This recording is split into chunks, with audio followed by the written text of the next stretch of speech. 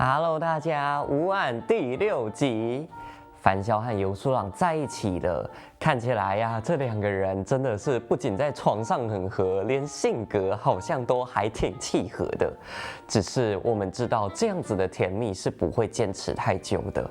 我们就赶快来看看他们两个的热恋期还能维持到什么时候吧。只希望这段时间久一点，再久一点呢。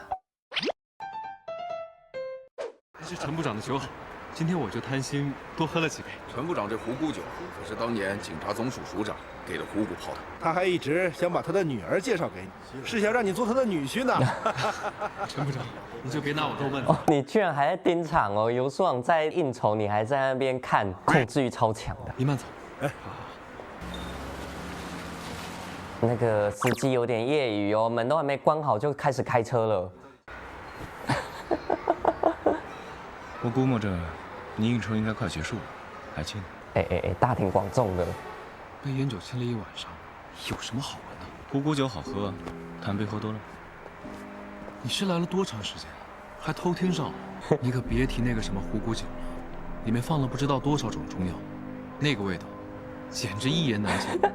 你看吧，他都是场面话嘛。人家还带了自己酿的酒，也是一番美意，总不能驳了人家的面子吧？那我怎么记得果然还是很善良？我初次给你递烟的时候，你可一点没照顾我的感受，还直接说味道很奇怪。其实我当时说完，也挺意外的，确实不是我的一贯做法，说明你对我来说不一样，从一开始就不一样。我这个人从来不做没把握的事情，而你是个例外，甚至我觉得我还没有搞懂你，就已经开始放任自己的感情失控，已经开始想爱你了。游书朗真的很清醒，他知道自己正在失控，正在沉沦。我虽然大你几岁，但有时候也是要听一些甜言蜜语的。今天樊总行行好，跟我说几句呗。你是我见过最有魅力、最帅的男人。满意了？你不是一直说想画我吗？哇哦，游书朗好会哦，在感情里想要什么就直说的。哇，戴上眼镜的游书朗真的有种斯文败类的味道。没心思画画，眼前的人太诱人了。坐过去，认真画。可能是继承了妈妈的基因，她一生酷爱画画。我大哥从小就是她的学生，他一直觉得是他选的绘画老师破坏了他的家庭啊，所以对我妈一直恨之入骨。小时候砸我的画板，长大了撬我的生意。我的父亲允许我独立门户，让我带了大把的资金回来。我的2个哥哥嫉妒的眼睛都红了。所以照目前来看，我还是占上风的。不过什么？他开始想认真听你说了，他听出你话语里的武装逞强。不过我也有可能随时被扳倒干掉。我的家族就是这样。如果真到了那一天，我养你。刘主任，你今天说的这番话，可算数？算数。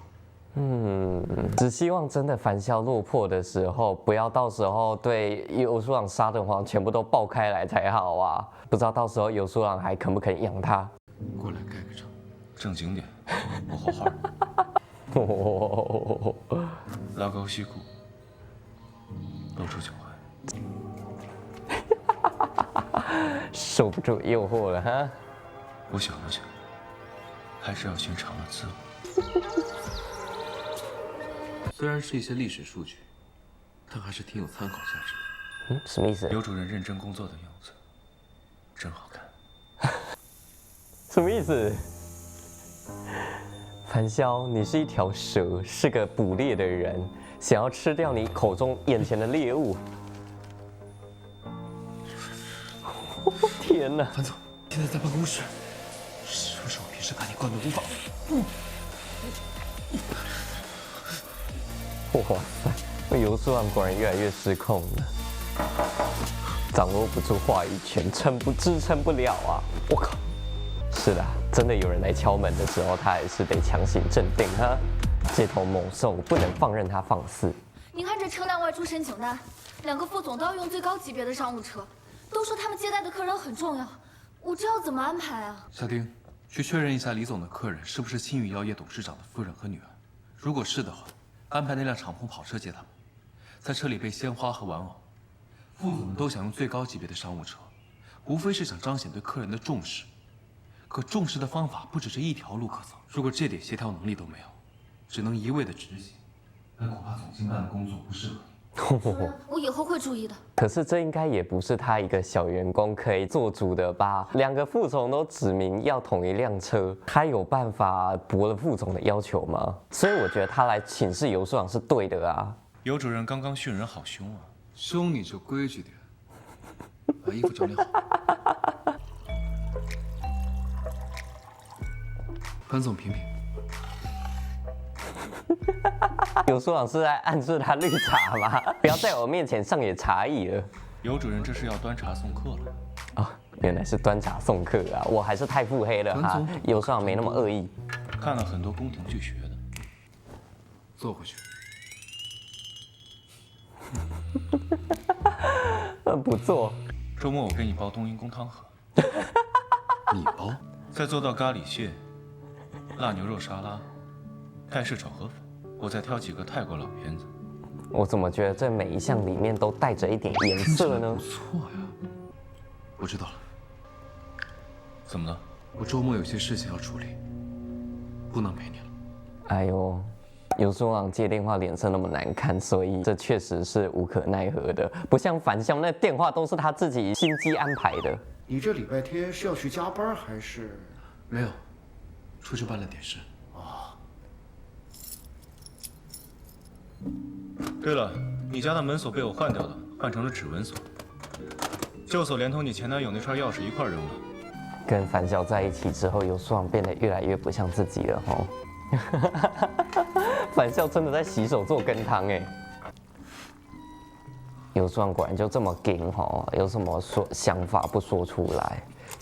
回来，邮件到手上了。没事。你怎么回来这么快？这个做菜难免的啦。不是还要半个小时？这不是想你了吗？你看游书长就是这样，在行人面前都装没事。刚才我看你在厨房挥舞着勺子，样子特别。游书长你自己小心一点，你那锅热汤还在后面嘞。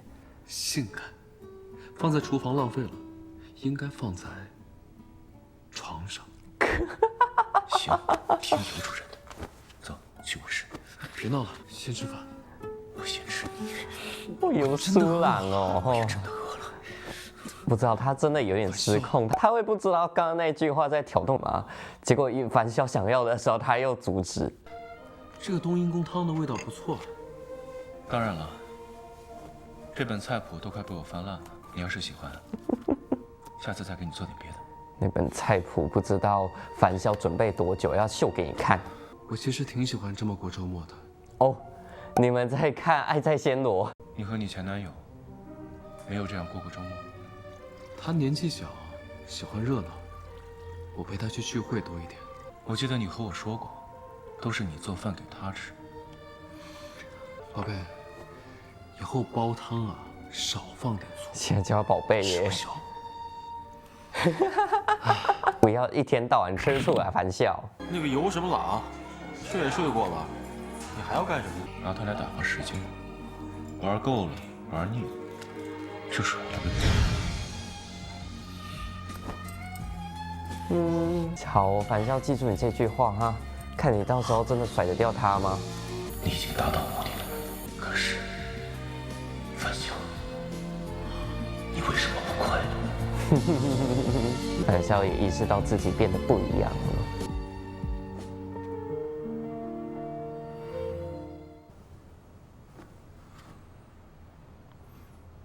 夜里还是有点凉的，每次看到你一个人在阳台的背影，就感觉你不像是这个世界的人。有心事。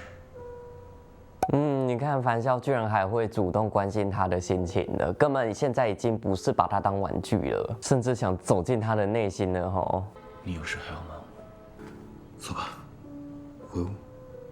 游书长还是铜墙铁壁，不让任何人进入心里。我准备把房子卖了，然后回一趟国。这周末突然有事，是因为我弟弟，他在国内急需用钱。需要多少钱？我可以。范潇，这就是我不想告诉你的原因。我们虽然是恋人，但前提我们是独立的个体。才摆好以前我潇洒帅气的照片。算了，你已经决定的事，我知道我也说服不了你。感情开始有一些裂痕了吼，但是这边还不是谎言爆开来，还是什么牵扯到他们感情根本性的问题，只是两个在感情观里有点不合。弟弟，幼树老师面怎么那么动人？什么时候他眼里能只有我一个？你连弟弟都要接受啊！哦，你还跟他一起回华国，到现在也都还是穿着一黑白的吼，两个人至今为止依旧黑白分明。你去吧，我先去忙公司上的事。定位发给我。他公司根本没事。哦，张晨，刘寿朗的弟弟。是我。胆子不小，用财经大学研究生的身份哄骗老年人拿出存款，结果运气不好，遇到国际股市做空，本想抄底，现在套牢了。妈呀！所以游树朗的家庭也很复杂哎。可你错就错在贪心不足，除了佣金，还中饱私囊。这能抽烟吗？两个都不是什么好人哦，约在佛像面前赎罪。据我所知，你的开销都是你哥在承担。可除了这次找他要钱，平时我没见你联系过他。你跟尤叔朗是那种关系吧？你要是想讨好尤叔朗，就好好帮我的忙。事情比我想象的有趣，看来我这次没白来。赔偿金加上本金。樊笑觉得很有趣哦，菩萨身边居然有这样子的人。不过，我没有必要通过你去讨好你哥。那你找我过来干嘛？看我笑话呀？哎，你对一个有机会帮你的人讲话这个口气哦。本金和赔偿金我来替你付。老太太的儿子也已经同意不再追究你的责任。不过我有一个条件。哥，你有什么条件？我什么都能答应你。现在叫哥。以后离你哥远一点，不要什么破烂事都找他。我找他呀，是因为他欠我的，欠我们家的，他这辈子都还不起。尤叔朗他不是我亲哥，他是我妈从垃圾站捡回来的孤儿。猜到了，因为你们不同姓。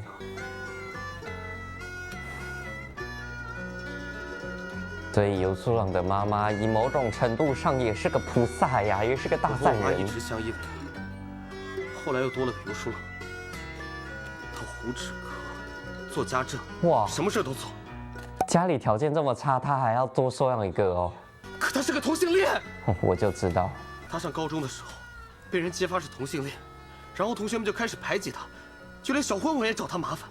学校里的混混动不了他，就来霸凌我。唉，是啦，你也是受害者啦。可是你不能这样是非不分的去责怪尤素朗啊。小程放学了，哎，他们又打你了？我去找他们评评理，凭什么这么打你啊？不凭什么，他窝囊，就活该被打。你他妈说什么？别打他！姐，妈，照顾好自己。妈。那个国家就是这样一个弱肉强食的世界。要不是他是该死的同性恋，这件事就不会发生，我妈也不会因此而死。你他妈脑子是怎么长的？你自己软弱可欺，还要怪你哥的强大。我妈救了他一命，他却把我妈害了。尤叔朗他欠我的。我看你心里什么都明白，只是揣着明白装糊涂。是，无非就是想让尤书朗愧疚，给你一辈子当牛做马。哎，说真的，这件事情要不是樊潇出面，尤素朗可能自己还真的是解决不了哦。家家有本难念经的，还是樊潇这个外人有办法从旁观者的角度处理。手举起来。你要干嘛？举高的。哎，等一下，你要干嘛？哎！他是该被教训啊，但樊潇真的很变态哎。而且虽然我没觉得樊潇做的不对了，可是你绕过尤素朗，直接来找他。舒朗，这程序不对啊！你不是说要带我去见一个人吗？游素郎应该知道樊潇私底下帮他处理弟弟的事情了。妈，有没有想我啊？你不是一直说，如果有一天我找到喜欢的人，不管是男女，都要带回来给你看看吗？哎呦，妈妈是支持他喜欢男生的，所以张晨那个游素郎的弟弟说什么游素郎是同性恋，害了他妈妈，果然真的就是没有再从妈妈的角度出发，根本只是为了自己。你之前一直说这个世界上一定会有一个人出现，让你觉得这个世界挺不赖的。我想，我等到了。阿姨，我们会常来看您的，我会对树郎好的。紧张什么？我没有紧张。他紧张，因为他心里面也有一些波动了。以前真的对游素郎只是玩玩，现在真的有一点点想要认真对他了。樊潇，你是不是很冷啊？这山上是有的。你前任来过这儿吗？来祭拜你养母？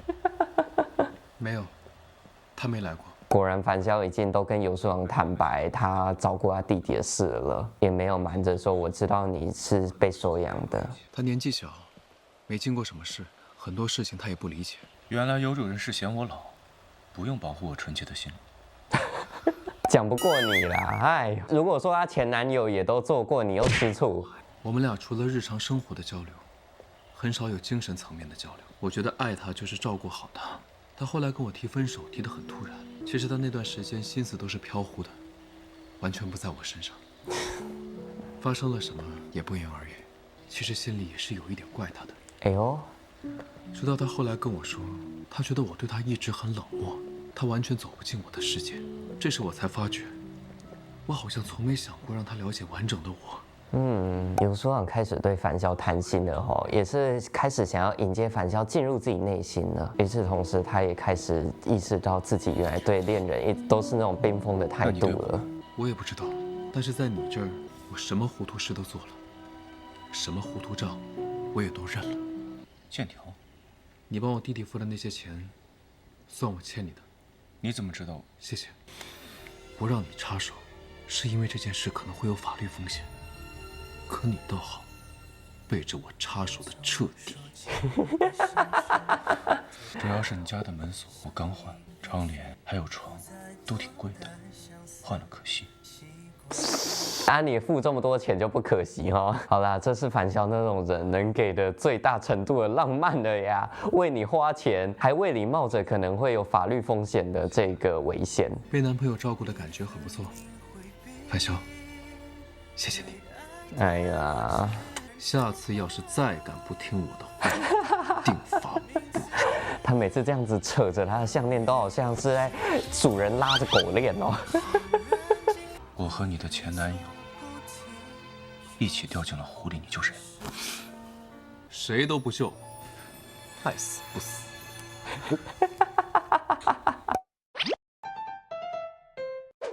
如果说上一集的游主任跟樊潇是简单的浪漫，这一集的他们就是经历过了现实的磨难之后，一起挺过来共患难的小情侣啦。只可惜啊，这一切的感情，这一切的浪漫，都是建立在谎言之上的。虽然温暖，但总觉得在看的过程中，实在没有办法那么痛快、那么坦然的就去享受它，还是隐隐觉得风险一直在那里，像悬在头上的一把刀一样，好像随时要掉下来一样。这一集虽然还是甜蜜的一集，但实在是没有办法让我心安理得啊。尤其这一集，两个人还交换了彼此的家庭故事，分享了他们过去悲惨的家庭经历。虽然游素郎不是主动说的，但是樊潇也总归是知道了。对这两个人来说，现在彼此算是唯一独一无二的走进自己内心的人了吧？可是越是这样想，我就越担心，等到时候一切的谎言、一切的危机都爆炸了之后，那个登高叠重的心碎该会有多让人难过呀！唉。如果说呀，这两个人能够在这段时间好好的培养感情，建立足够紧密的羁绊，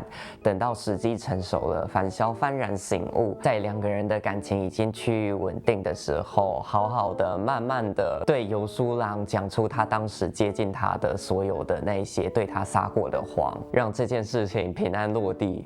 这是最美好的结局，最美好的版本。